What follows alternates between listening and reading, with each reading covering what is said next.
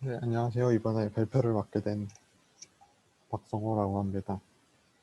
네, 이번 주차에는 이제 솔리디티 프로그램 하는 법에 대해서 발표를 하게 됐는데, 네, 프로그래밍은 어떻게 발표를 해야 될지 잘 몰라가지고, 일단 준비는 해봤습니다, 일단은. 네, 그래서 저번 주의 내용을 보시면, 이제 어카운트라는 이 160비트 어드레스를 통해서 어카운트를 이제 식별을 하게 되는데, 이제 뭐 온도 어카운트, 그리고 컨트랙트에 대한 뭐 어드레스 이렇게 두 종류의 어카운트가 있다고 이렇게 하고 있고요. 해시를 통해서 160비트를 맞춰주는 방식이 되겠습니다. 네, 그래서 솔리디티에서도 보면은 이제 뭐 어드레스 32바이트, 어드레스 to from 이렇게 있고요. 그리고 이제 밸류는 이제 트랜잭션이랑 같이 보내주는 이 웨이가 되겠고, 그다음에 가스 프라이스, 가스 리밋 같은 이런 트랜잭션에는 이런 내용들이 포함이 되겠습니다. 네, 그래서 블락에 대해서도 설명을 했었고요.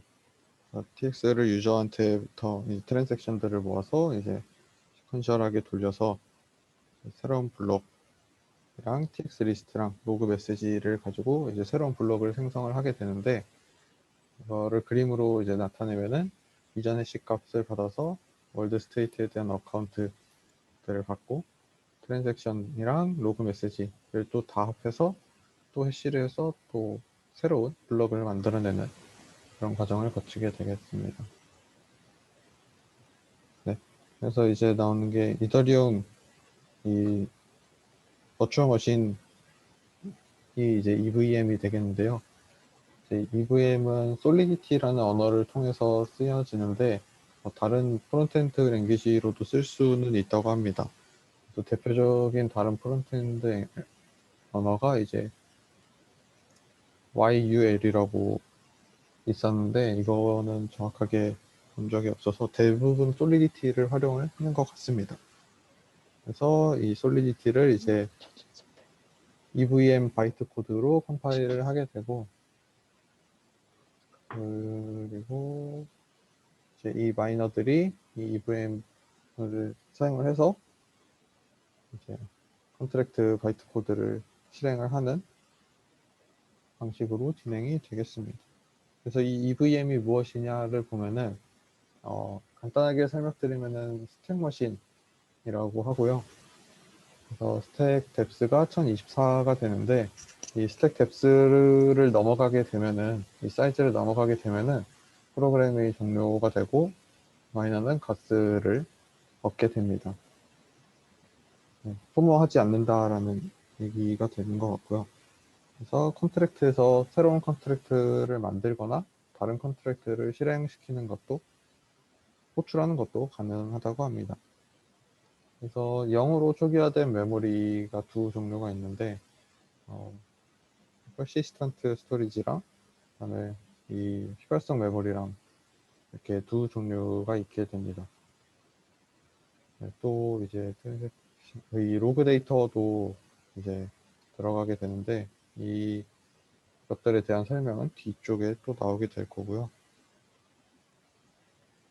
그래서 이 EVM에서 이 컨트랙트를 실행을 시키면 모든 이 스택들이 다 가스를 소모하게 되는데, 여기는 지금 예시를 들어서 이렇게 가스를 적어놨지만은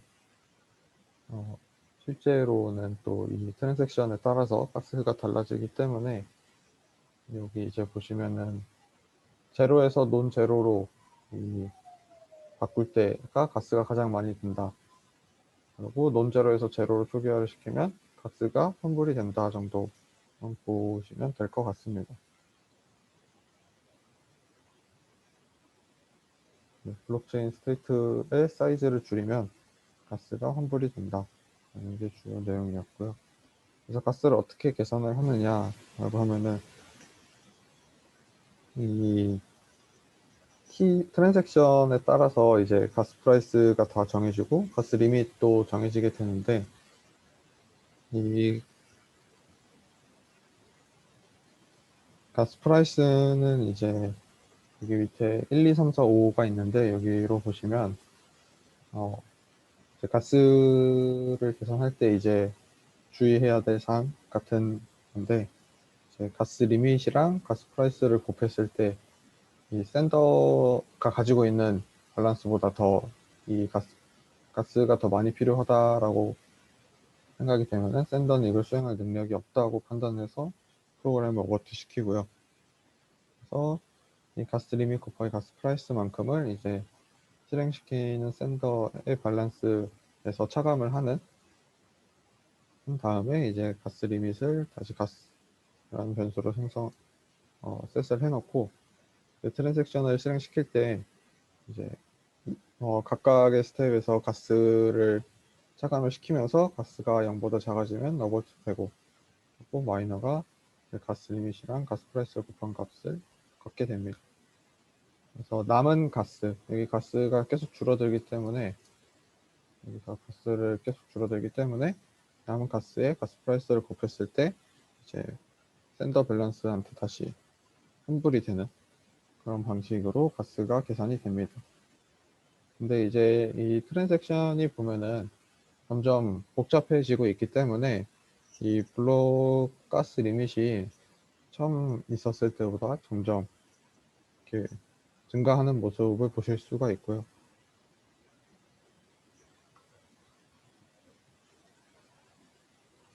그리고 이제 이 가스 프라이스도 실제 가격으로 환산을 했을 때 얼마냐라고 이제 계산을 추이를 이제 그래프로 표시를 해 놓은 건데, 이제 기가웨이면은 10의 마이너스 9승 리더가 되겠는데, 지금 이게 20년 10월에는 83 이제 기가웨이라고 나와 있는데, 제가 또 찾아보니까 저번 주 기준으로 186까지 다시 올라갔다라고 나와 있었습니다.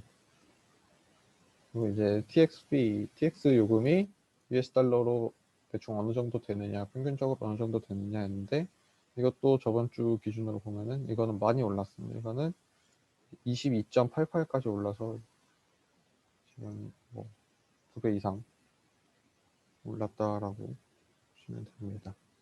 그래서 가스 비용을 잘 생각해서 프로그래밍을 하는 것이 중요하다라는 내용이었고요. 그래서 이제 솔리디티를 어떻게 활용을 하느냐에 대해서 나와 있습니다. 이제 솔리디티에 대한 이 설명, 이 링크 사이트고요. 다 영어로 돼 있어서 보시면 될 것 같습니다.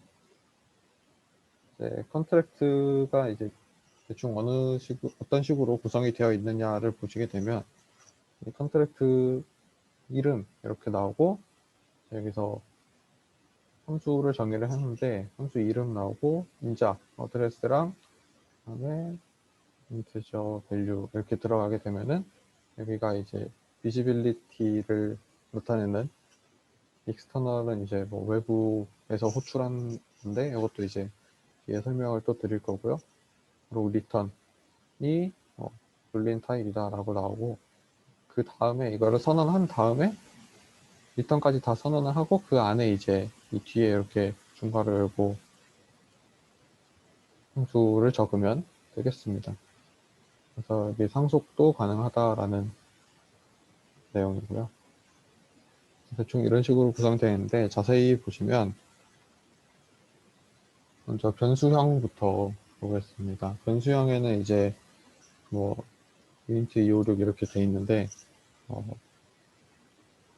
8비트 단위로 이걸 쓸 수 있는데, 8에서부터 256 사이의 밸류를 여기서 사용을 할 수가 있습니다.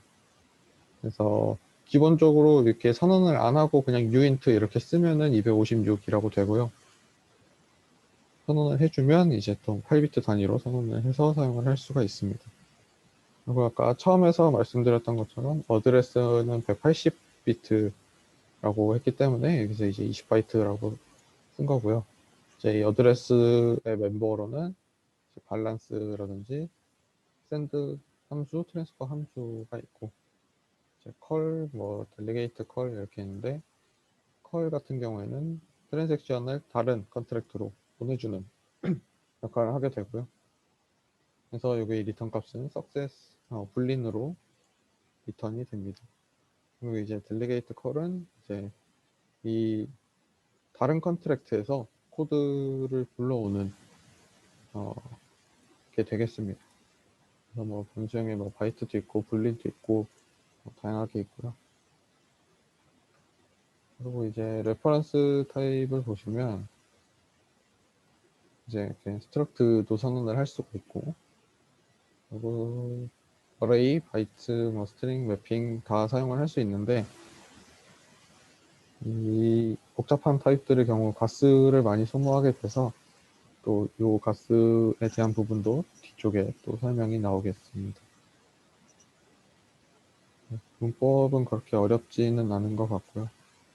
그래서 이건 이제 전역 변수들인데 이제 뭐 블록에 대한 변수들, 블록 해시, 코인베스, 뭐 디피컬티 이런 블록에 대한 전역 변수들, 그리고 가스가 얼마나 남았는지, 그리고 뭐 받은 메시지에 대한 데이터, 샌더, 뭐 시그니처 밸류, 뭐 이렇게 돼 있고, 뭐 트랜잭션에 대한 것도 있고, 그다음에 요 케카 256, 샤 256, 샤3 이런 거는 이제 다 그 해시들도 이제 전역적으로 사용을 할 수 있게 선언이 되어 있고, 이 require asset 같은 경우에는 if else 구문이랑은 조금 비슷한데 뭐 메시지 밸류가 100보다 크면은 이제 다음 스텝으로 넘어갈 수 있는 거고 그렇지 않으면은 이 에러 메시지를 로그를 사용을 해서 출력을 하는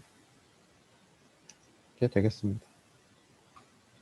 그래서 아까 말씀드렸던 이 비지빌리티도 보면은 다른 프로그래밍 언어들 문법하고 거의 비슷한데 다시 보시면은 익스터널 같은 경우에는 이제 외부에서만 컨트랙트 외부에서만 실행시킬 수 있는 함수를 이제 함수나 변수를 익스터널이라고 사용을 하게 되고요.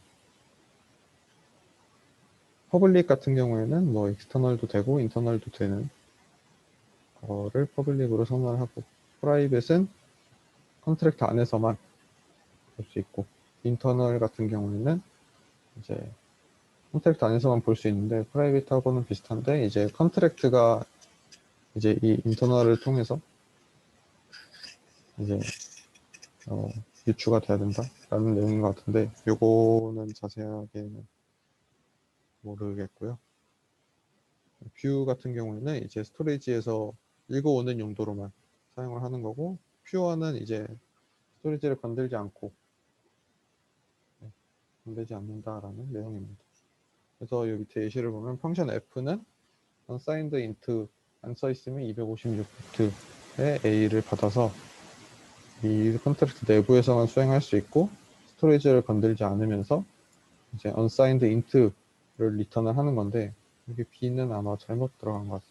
그래서 unsigned int를 리턴을 하는 건데 이 함수의 내용은 a에다가 1을 더해서 리턴하는 함수다 라고 이렇게 읽으시면 되겠습니다.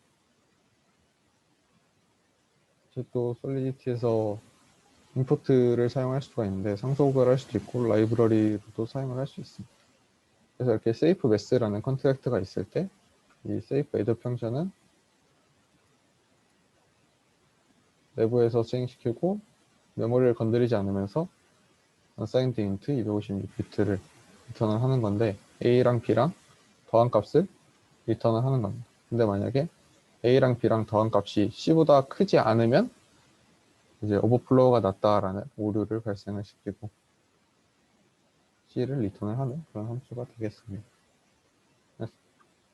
그래서 이제 상속으로 사용을 하면은 컨트랙트 a는 is safe mass라고 하고 뭐 이렇게 수행을 시키면 b랑 c랑 더한 값을 a로 넣으면 되겠죠. 예, 뭐 이렇게 사용을 하시면 됩니다. b.safe as c 이렇게 사용을 한다고 하는데 해보시면 금방 할 수 있을 것 같습니다. 그래서 이제 이 스마트 컨트랙트를 사용을 한 게 이제 ERC20 토큰에서 좀 사용을 하는 것 같은데 ERC20 토큰이 뭐냐면 이더리움 리퀘스트 for comment라는 내용으로 이 이더리움 네트워크에서 사용하는 토큰의 표준이라고 표준 API라고 설명을 드리겠습니다. 그래서 이제 이 서드 파티한테 뭐 토큰을 보내거나 받거나 뭐 이런 경우에 대해서 이제 이 ERC20이라는 이 스탠다드 API를 사용을 해야만 이제 되는 거고요. 이더리움에서는. 그래서 이 자체로도 스마트 컨트랙트고 뭐 장부도 가지고 있고 뭐 그렇게 하고 있습니다. 근데 이제 이 ERC20에는 조금 뭐 이슈가 있어서 뭐 새로운 토큰도 요새 뭐 이 표준도 만들고 있는 것 같은데 그것도 궁금하시면 찾아보시면 되겠습니다. 그래서 이제 ERC20 토큰이 어떻게 뭐 인터페이스 뭐가 있냐 보면은 뭐 누구한테 얼마를 줄 건지에 대한 트랜스퍼 함수가 있고 이제 뭐 누구한테서 누구한테 얼마를 줄 건지 트랜스퍼 from 이런 함수도 있고 뭐 이렇게 함수들이 있는데 그때그때 필요한 거를 이제 이 함수를 보고 찾아서 사용을 하면 되겠습니다. 어떻게 보내지느냐 이 간단한 코드를 보면은 이제 매핑이라는 아까 자료형을 사용을 했고요. 그래서 어드레스를 signed int 256으로 이제 매핑을 하는 이 밸런스라는 변수를 선언을 하고요. 그래서 누구한테 얼마를 줄 건지를 보면은 이 어드레스에서 메시지를 보낸 사람의 어드레스에 대한 이 밸런스가 이제 이 밸류 값보다 더 크면은 이제 보내야 될 값이 이제 더 큰 거니까 그렇지 않으면은 이제 가진 것보다 더 많은 걸 보내줘야 된다라고 판단을 해서 이제 불충분한 밸런스다라는 오류를 내고요. 그리고 누구한테 밸런스를 주는데 거기서 밸류를 더한 값이 당연히 더 커야 되는데 이게 더 크지 않다면은 이제 오버플로우가 났다라고 오류가 나게 됩니다. 그래서 보낸 사람의 밸런스에서 밸류를 빼고 줄 사람의 밸런스의 밸류를 더해서 이제 트랜스퍼라는 함수를 사용을 해서 이제 성공을 하면은 true가 리턴이 되는 이런 식으로 구성을 하게 됩니다.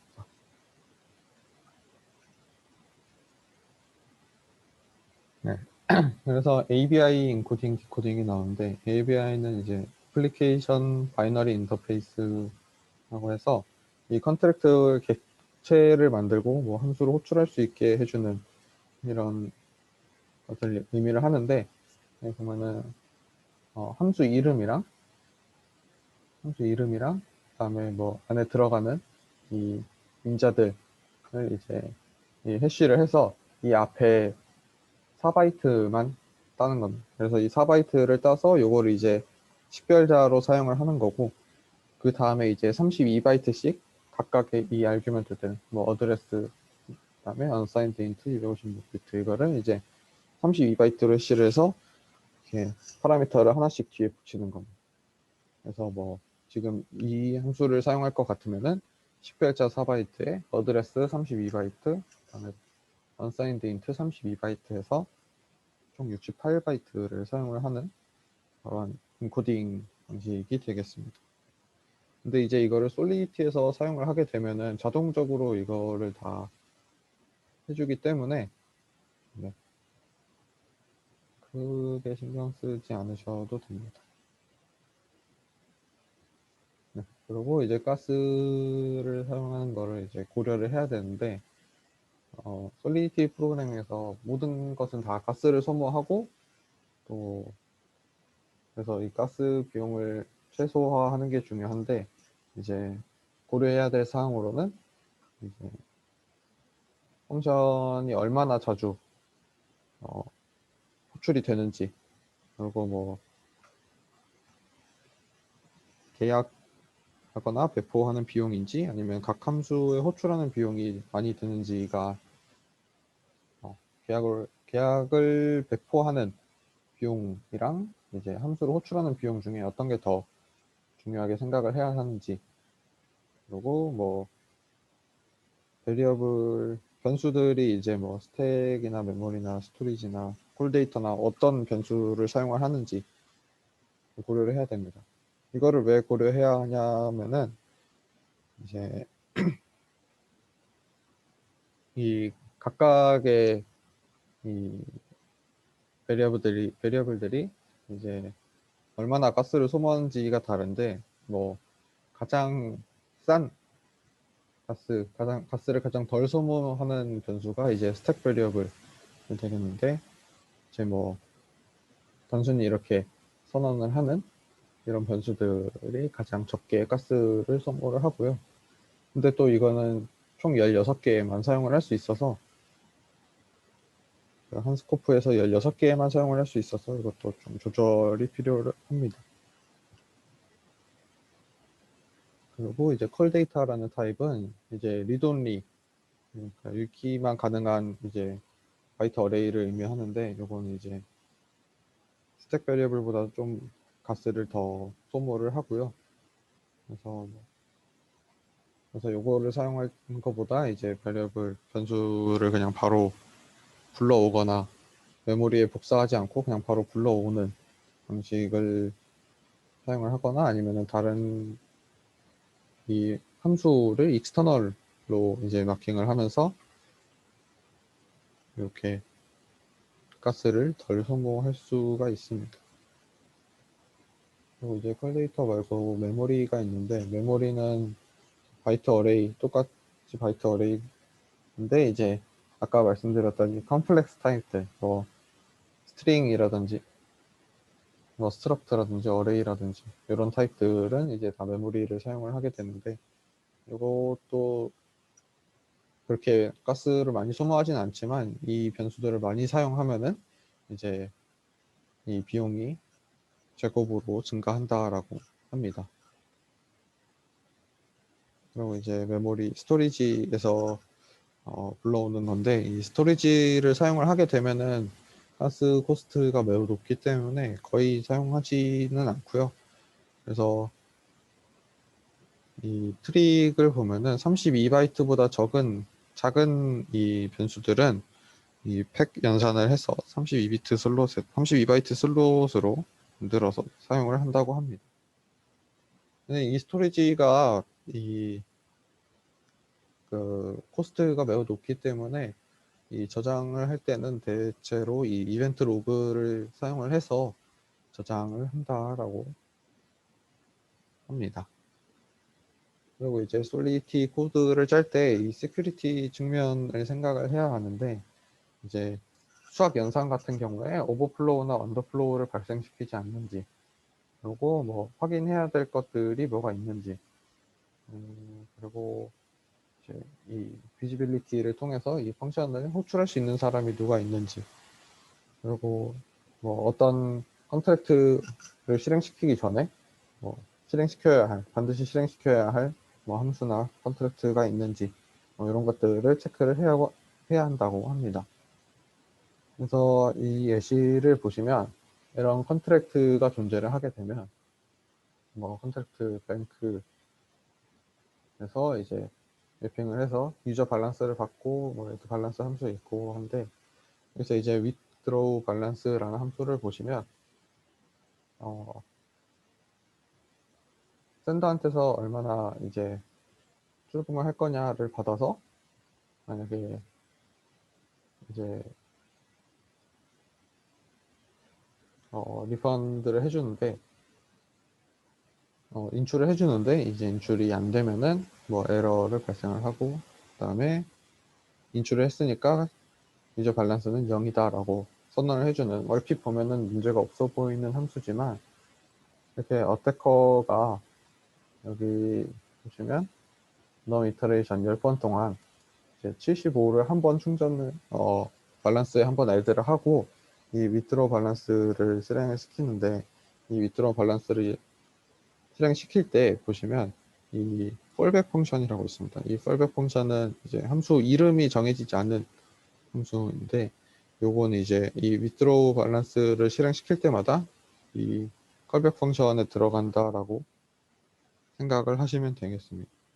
그래서 요 순서대로 보면은 add to balance 75원을 하고 withdraw balance를 하는데, withdraw balance를 할 때 이 callback 펑션이 실행이 되면은 여기서 한 번 더 withdraw balance를 하게 되죠. 그래서 이 callback 펑션이 총 넘 이터레이션만큼 계속 돌기 때문에 이 한 번 요거를 실행했음에도 불구하고 이렇게 withdraw callback 펑션이 계속 호환이 되면서 callback 펑션에서 또 withdraw balance를 실행을 하고 또 이 withdraw balance에서 또 callback 펑션을 실행을 하고 이러면서 이 스텝을 돌 때마다 이 똑같이 75원씩 이 계속 출금을 할 수 있는 돈 복사 버그가 생기는 거죠. 그래서 이걸 어떻게 막을 것이냐를 보면은 처음에 뱅크라는 이 컨트랙트에서 이 처음에 밸런스를 0이라고 두고, 그리고 위드로 밸런스를 이제 다시 여기 유저 밸런스에다가 대입을 시키는 방식으로 버그를 해결을 할 수가 있습니다. 그리고 이 한 스텝을 실행시키는 비용이 이 75웨이라고 하는데, 이 한 스텝을 실행시킬 비용이 이 가스가 너무 적게 들면은 이 계속 인출을 하면서도 가스를 벌 수가 있기 때문에 이런 부분도 잘 신경을 써서 프로그래밍을 해야 한다고 합니다. 네, 그래서 여기까지가 제가 준비한 내용입니다. 네, 수고했어요. 사실 발표할 때 하나 좀 궁금한 게 있는데, 네, 스토리지에서 0으로 세팅하면 리펀드가 된다고 그랬잖아요, 가스를. 네네. 그게 그 트랜잭션 안에서 리펀드가 된다는 뜻이에요? 아니면 이 트랜잭션에서 뭐 가스를 했다가 나중에 다른 트랜잭션에서 그 스토리지를 0으로 하면 가스가 리펀드 된다는 거예요?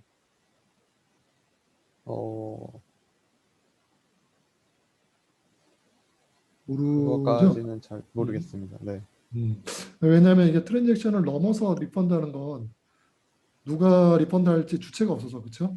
네, 그러니까 트랜잭션 안에서 스토리지의 값을 썼다가 다시 그 스토리지 값을 0으로 세팅하면 아마 리펀드 되는가 보네요. 네네. 오케이. 네, 수고했어요. 네, 감사합니다. 네, 오늘은 여기까지 하겠습니다.